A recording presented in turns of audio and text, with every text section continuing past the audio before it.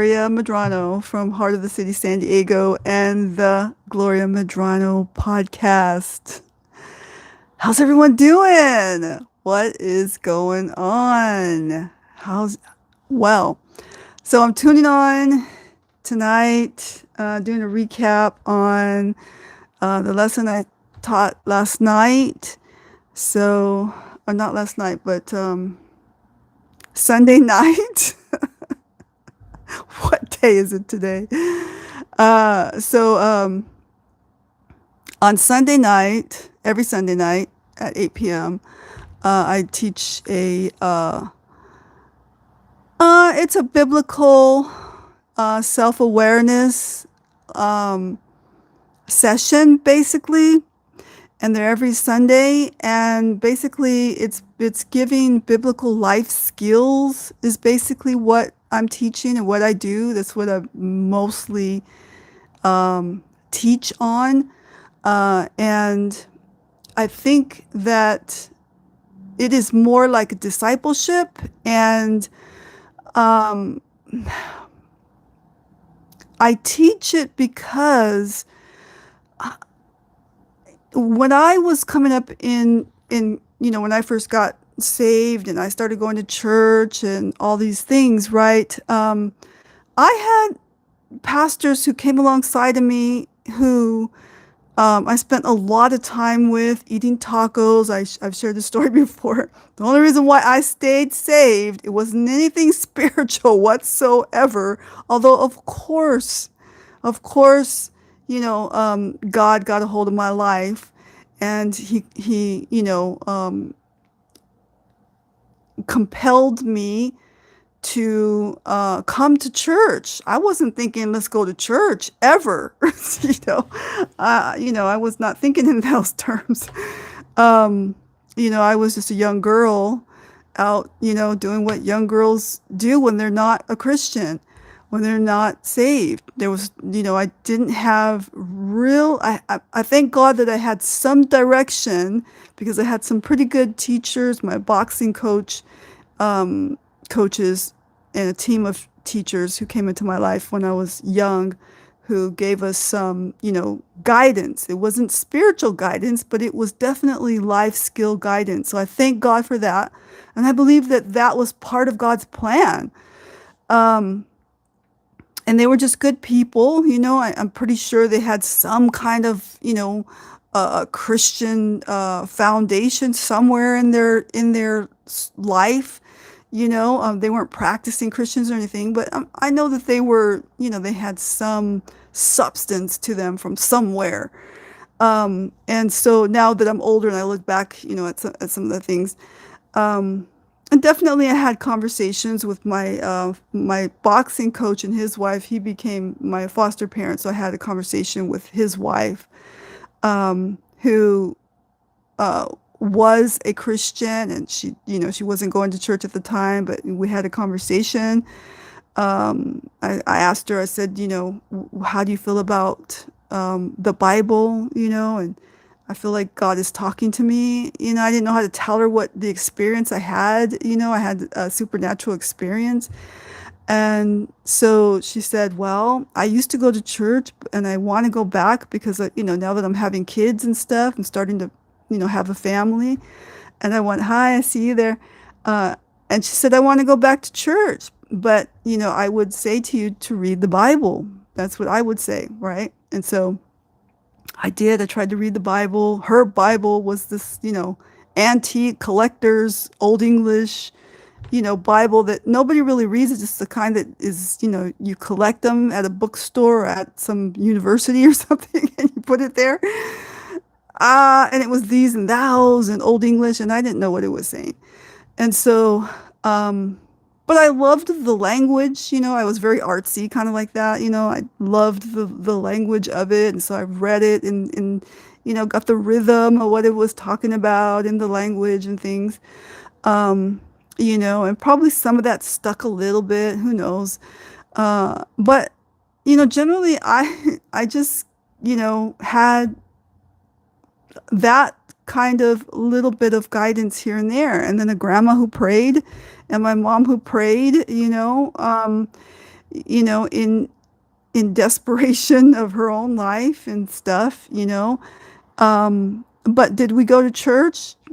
We went to church like most people did, you know, for Christmas and Easter or whatever, you know. Um, but and there was kind of a respect for God. There was, you know, there it was he was there was some respect. We knew of him. I didn't know that he, you know, I always asked my mom still like she kind of chokes up to this day because I said that when I was a little girl and we used to go to church, I used to say I used to be, you know, I'm very empathetic. And so she's like, I used to say, why is that man up there bleeding? You know? And so she chokes up when she remembers that story. And she said, yeah, she goes, your little brother used to say that. Mama, why is that man up there on the, you know, up there bleeding on that cross? And and she cries a little bit about that because she's like, I don't even understand why, you know, why I couldn't explain to you what, you know, who Jesus was and who was that man on the cross. And it like chokes her up, right? And some of you can relate to this if you come from a Catholic background and stuff, right? Um, Maybe your parents, it didn't dawn on them to explain that to you, especially if you didn't go to all of the, um, you know, your communion or whatever, uh, what's it called when you go to your first communions and stuff. Um, so here I am. I'm just this young girl and I'm starting to go to church, right? I felt compelled to go to church and I found a little church way back in San Diego in a place called San Ysidro. I know I say it all wrong, right? I say it like that on purpose, but and because I'm from a different part of town, and so I'm kind of silly in the way that I'm pronouncing it. I'm doing that on purpose because I'm from an area called Southeast San Diego, the old school Southeast San Diego, not the new school Southeast, not the new East County. I mean, what's it called? East Lake area. No, that's not what I'm talking about. um, but here I am, you know, from Southeast San Diego, and I'm now living in Imperial Beach, and I'm this, you know, I've now finished school and I've now gone into my career, bookkeeping. How boring is that, right? What on earth was I doing with that? It was just some easy class that I took, and it said, you know, it said you'll finish in 6 months, and I was like, if I finish quick and I get some kind of, you know, education where it's going to get me a, you know, a good career job to start off with, I'm there. And so I did it. It was not me at all. But I did land this strange job in a lumber company, right? Now that's more me because I'm a very sporty, you know, former motocross athlete. And so I was in this lumber company down in way back in Chula Vista off of Main Street, a place called San Diego Redwood. It's no longer there. But the boss was a former, a, a, um, a veteran from Vietnam. He was a Vietnam veteran. And he was this hippie looking guy. And, you know, he originally was from Virginia. And so he kind of still had a little bit of a twang, kind of that little accent going on there. And he married this redheaded model, you know, who worked at Nordstrom's when Nordstrom's just was coming into existence in the 80s, early 80s. And she was a California girl, right? And he had a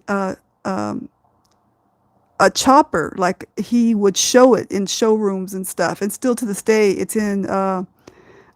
think it's in Chopper magazine or some biker magazine. And he's modeling with his wife, modeling on the back of the bike.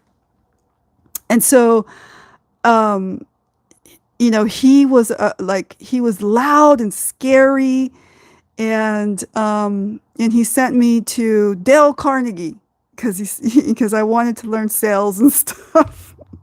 I was like saying, "Hey, how do I get a raise here, right?" And he goes, "All right, let me see." And so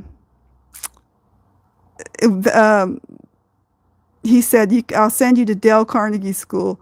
And Dale Carnegie is, well known around the United States and probably worldwide known for, his ability to influence and communication skills, right? Teaching communication skills and things like that. And so I went to Dale Carnegie School because of this guy, right? My very first career boss.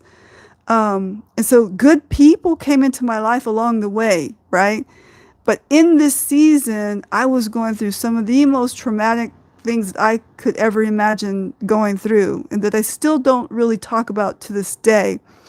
I don't even talk about this with my close friends, and I'm not going to talk about it, but it was so severe. Like, it was so severe. My dad being a former biker and ex-convict and things like that. Some things went down that I still don't talk about.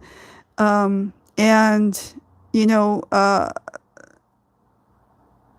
it was very kind of confusing, dark time for me, finding out, that him being a former ex-convict, he now had done some things, and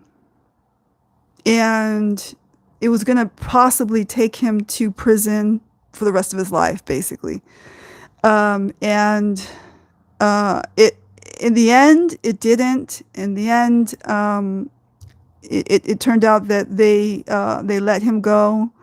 A lot of goodness, godness, and I don't know how that happened, but we prayed hard. He lived probably for the rest of his life feeling guilty and ashamed, and did accept Jesus Christ, did love God, but he never went to church, and he felt like he didn't deserve all the goodness that was coming to him. He felt very, very deeply like he did not deserve any goodness, at this point. And so, and I share this because I believe some people out there may be hearing this, some people that follow me, some people that wonder, like, who's this girl? Who's this lady? We don't hear much about, her former years. We hear about what she's teaching on. We hear about what she's, sharing, in the lessons that she teaches, and life lessons and things like that. But, and she wears glasses, and she looks very, nice, that nice lady. And so, I've told people from time to time, don't let this nice face fool you. I've seen and done some things that were not very nice. Okay. And, I wear long sleeves all the time, and there's a reason why. I have scars that are, that will scare people. So, I do. And a lot of that comes from the motocross years, but also, from a lot of street fights. And then, from some neglect from my parents, basically, which I don't like to share because, there are family members and people like that are following, that may stumble across the video like this. But so I don't share everything, but, some things need to be shared because there are people out there that, they are going through some things that are similar to what my own father went through. There's people out there that are similar to what I have gone through as the child of someone who is, dealing with PTSD. and then I have PTSD, you know. I get it. I understand that, I and so here I am now. I'm now grown, and I'm going through this traumatic situation and news, and you know, my mom is just excuse me, my mom is just coming to the place where she's now, leaving my dad. She's making a decision to leave, but it's not in just that she's gonna leave. It's a whole, like, we're gonna have to kidnap her and and hold her and get her detoxed. And then once she was sober, though, she made the decision to not go back. So um, all of that is like, pretty severe and traumatizing for a young girl. And so, my mom now, after what has now been 45 or 6 years, has now been clean and sober, um, and has lived a really wonderful, safe, good life, um, happy. But you can only just imagine, you know, I'm the oldest of my siblings, and I'm trying to protect and take care of all of this whole situation, and I can't. I can't.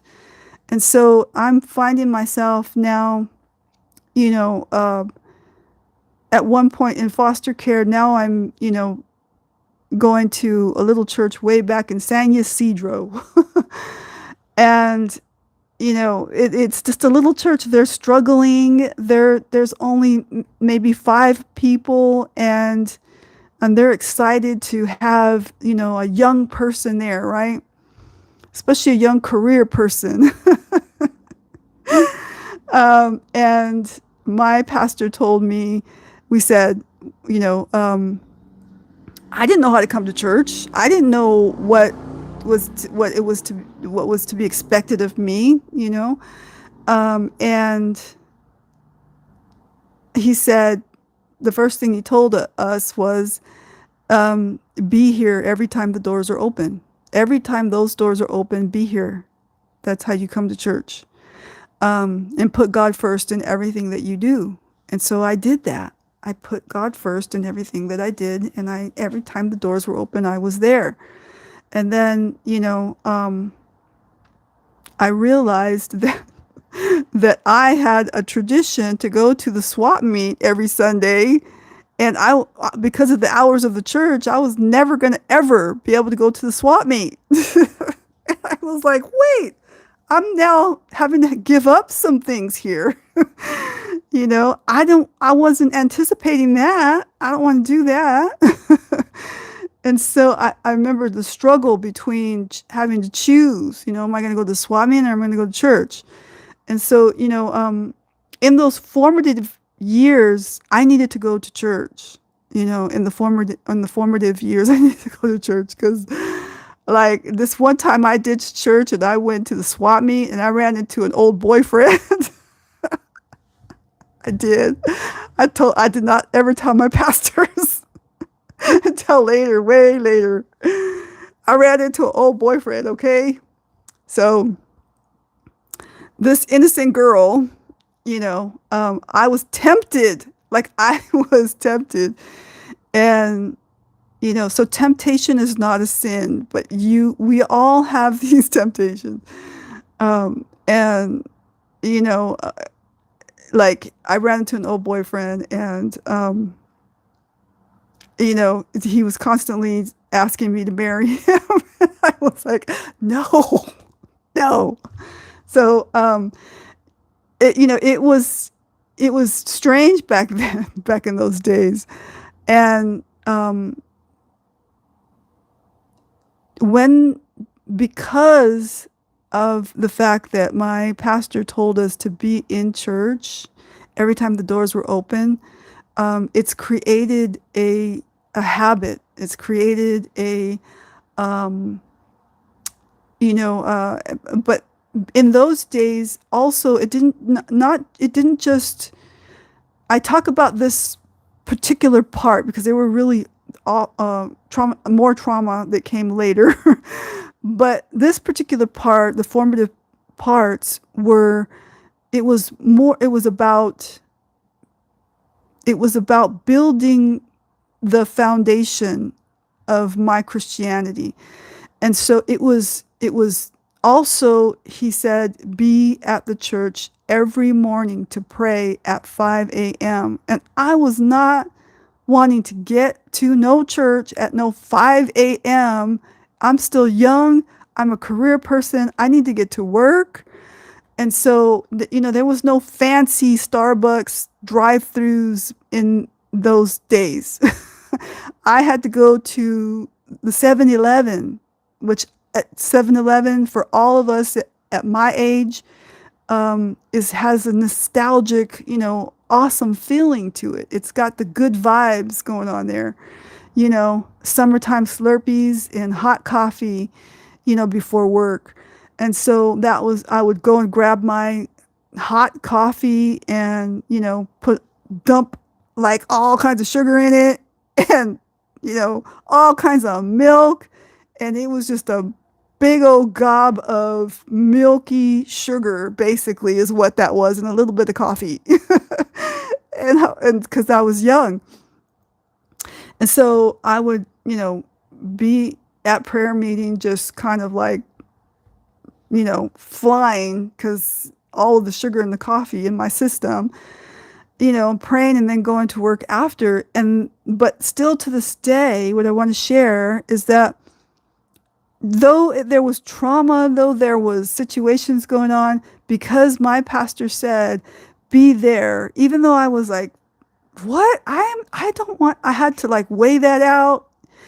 Even though he said there was, because of all of the, you know, because of the formation of those years, I still have good memories. So I have the memories of the smell of tacos in the summertime when, you know, the pastor and his wife would invite us over to the house and eating and, you know, having, and I was young, so like, you know, the pastor's wife would say, come over here with us ladies, because I was always with the guys. I wanted to hear about the Bible. I really wanted to sit down and hear. They were talking about good stuff. Like they were talking about, you know,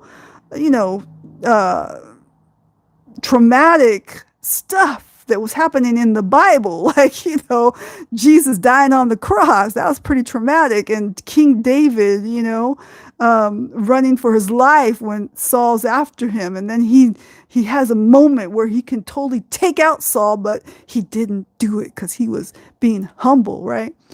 And he had a little bit of wisdom and knowledge to know that, you know, the repercussions could, you know, be detrimental down the line with other eyes seeing that. So all of this all together, you know, here I am, you know, I'm like, I don't want to be all the ladies with the ladies because they all got kids and I didn't have kids yet. And they're talking about diapers and, you know, all this and that while they're chopping tomatoes.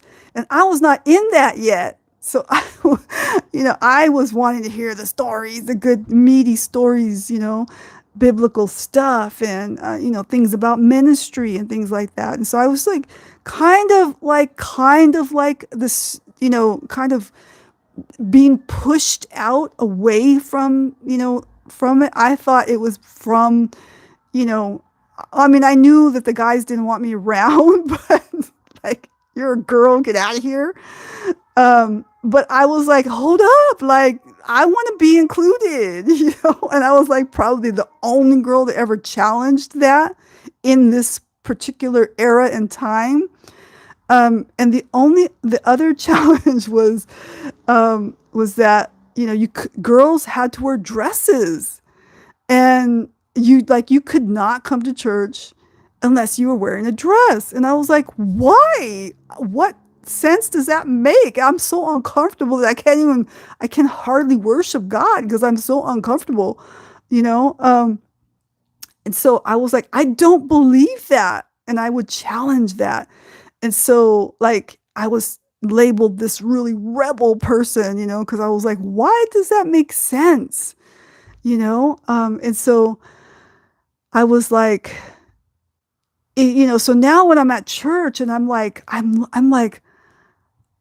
"Wh- like people are wearing tank tops and jeans and they're wearing all kinds of crazy stuff." I'm like, what if I ever tried to do that? Like, I would be like the devil. That was, like, and I am so, like, I have trauma because of that. And now I come to church and everybody, is like wearing whatever they want to wear. I'm like, I am traumatized by that. So, you know, um, creating memories in your formative years and going to church is really important. Getting around people who, are gonna, become your best friends. Getting around people who are truly guiding you, that are really speaking into your life. Those are that was really vital in my formative years. And so, I appreciate those years. Now, other things happened along the way. We lost our beloved pastors. New pastors came in. And the new pastors were just these young, cocky, bad attitude people. So you just couldn't. They were so, like, insecure with us. Especially me. Everything was, what is she doing? What is she doing? Why is she doing that? And you just can't function like that. And so, um, there was no way to stay. There was just no way to stay. Even though we, wanted to and would have loved, tried to, geez, so many people tried to so hard, but you can't with that kind of personality. And it wasn't just us, it was lots and lots of people. And so, unfortunately, that it was another thing that happened, not in my formative years, but a little bit further down the line. But I always stayed uh, near and dear to God. And so it was later after that, found myself in England ministering the gospel, and, and then came back to America. And this is what you see today. And so I find it important. This is why I find it important to do what I do, to kind of, be someone who guides people, gives some guidance. And also, I speak into the lives of other leaders, young leaders, old leaders, men and women. And, you know, kind of, I have to, use tact in doing that, because people are a trip. They're, some people are just, they just, are just funny. Um, and so, I find it interesting because, there are, like, people who are, like, high level military people, um, uh, or veterans, and they would much rather have um, a woman to guide them, because they're so tortured by the men who were their guides back in the military. And so, they're trying to, when they come out of the military, they're trying to heal from that. They've been pushed beyond what any human, you know, could seemingly possibly be pushed to. They've come to their limit. And so talking to another man, or a man who has power over them, or like a leader, pastor, somebody who's guiding their life, is kind of scary. It's actually very scary.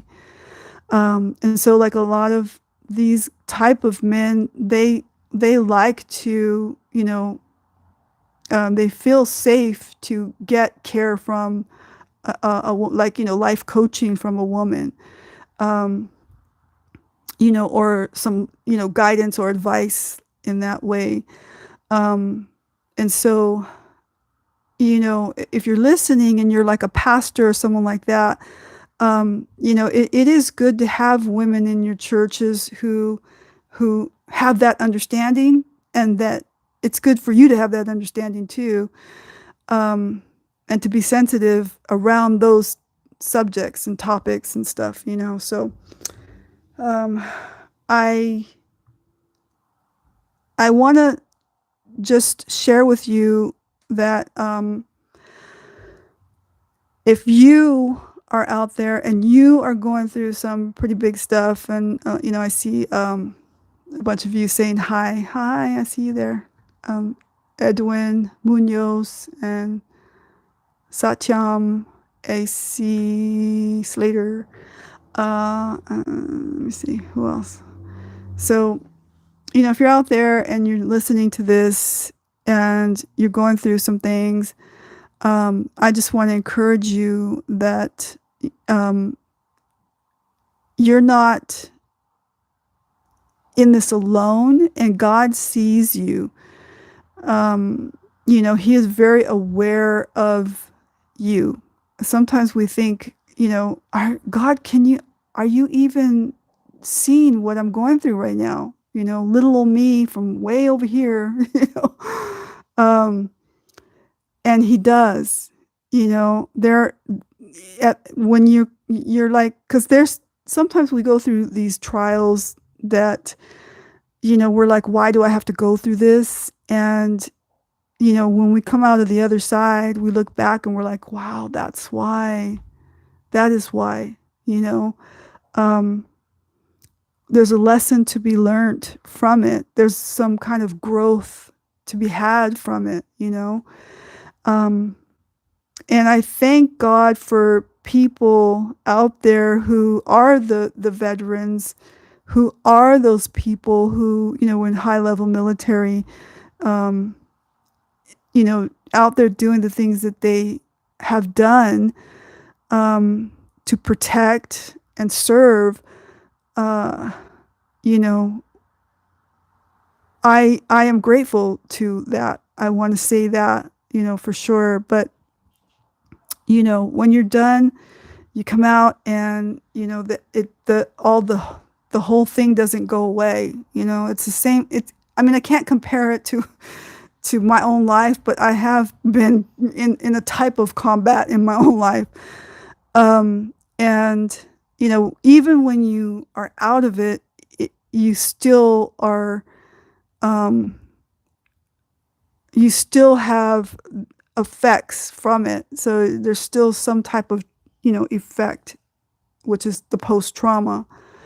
And so, there are certain things that worry you or concern you. There are certain, personalities that you just, you see a certain type of a personality and you're like, I don't know about that person.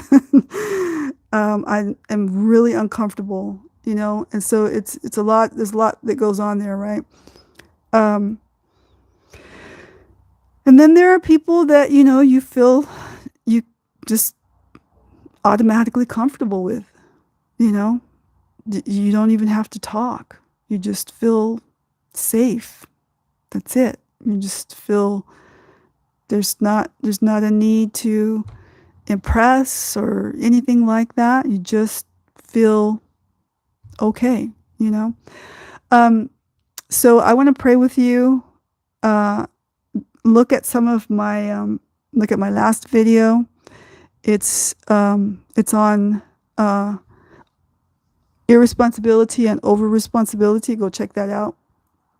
But let me pray. Father, I just pray for all of those who are listening right now.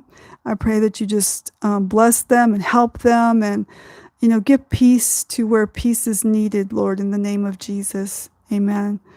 And so always know that I'm here on my social media, and you can always reach out. I'm very aware that there are people, because I'm a chaplain and I go to different sites, and